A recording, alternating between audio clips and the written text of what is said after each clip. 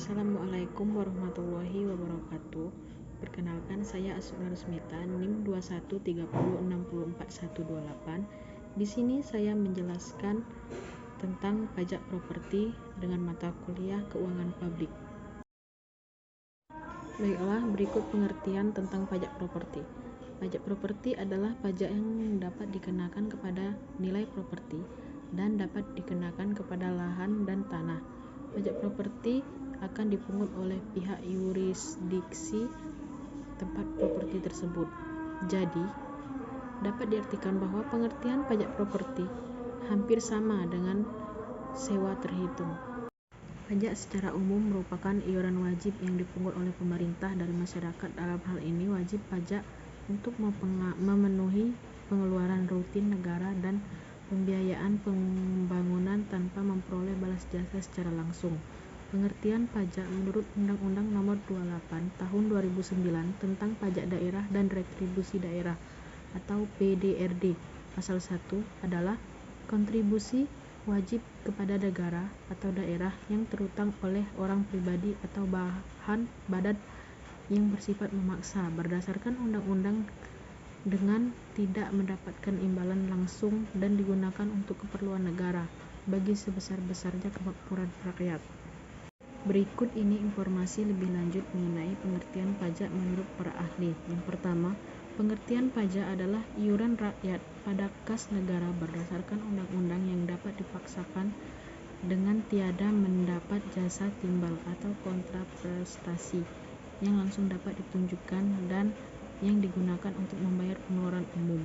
Yang kedua, pengertian pajak adalah iuran yang dipaksakan pemerintah suatu negara dalam periode tertentu kepada wajib pajak yang bersifat wajib dan harus dibayarkan oleh wajib pajak kepada negara untuk balas jasanya tidak langsung. Yang ketiga, pengertian pajak adalah suatu pengalihan sumber dari sektor swasta ke sektor pemerintah bukan akibat pelanggaran hukum, namun wajib dilaksanakan berdasarkan ketentuan yang ditetapkan lebih dahulu tanpa mendapat imbalan yang langsung dan proporsional agar pemerintahan dapat melaksanakan tugas-tugasnya untuk menjalankan pemerintahan. Jenis-jenis pajak properti dapat kita lihat pengertiannya di atas. Yang pertama, pajak penghasilan atau PPh. Yang kedua, pertambahan nilai atau PPN. Yang ketiga, pajak bumi dan bangunan atau PBB tertentu. Jenis pajak daerah provinsi. Yang pertama, pajak kendaraan bermotor. Jenis-jenis pajak daerah provinsi yang pertama adalah pajak kendaraan bermotor yang diperuntukkan bagi orang pribadi atau badan yang memiliki dan atau menguasai kendaraan bermotor. Yang kedua, bea balik nama kendaraan bermotor. Bea balik nama kendaraan bermotor diperuntukkan bagi orang yang pribadi atau badan yang dapat menerima penyerahan kendaraan bermotor. Yang ketiga, pajak bahan bakar kendaraan bermotor.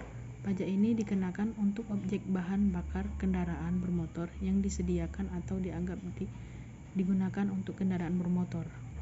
Jenis pajak daerah kabupaten atau kota. Yang pertama, pajak hotel.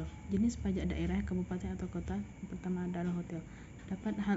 Dalam hal ini, pajak hotel berobjek pada pelayanan yang disediakan oleh hotel dengan pembayaran termasuk jasa pengunjung sebagai kelengkapan hotel yang sifatnya memberikan kemudahan dan kenyamanan.